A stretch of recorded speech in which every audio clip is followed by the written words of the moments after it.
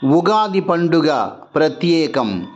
సేకరణ సమర్పణ శ్రీ వేలమూరి లక్ష్మీ నరసింహమూర్తి. ఉగాది పండుగ నాడు ఉగాది పచ్చడి తినేటప్పుడు చెప్పుకోవలసిన శ్లోకం: శతాయుష్యం వజ్రదేహం దదాత్యర్థం సుఖాని చ సర్వారిష్ట వినాశం చ నింబకం దళభక్షణం.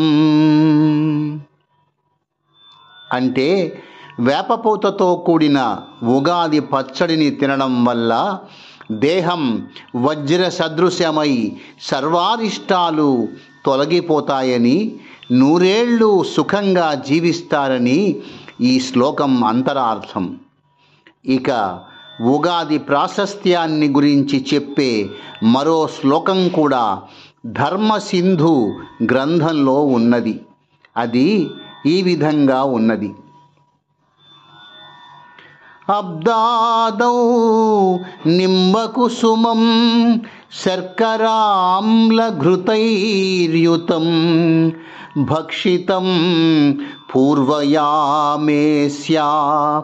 తద్వర్షం సౌఖ్యదాయకం.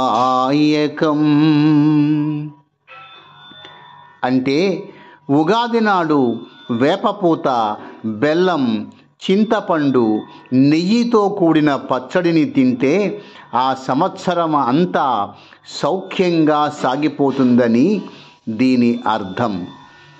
స్వస్తి.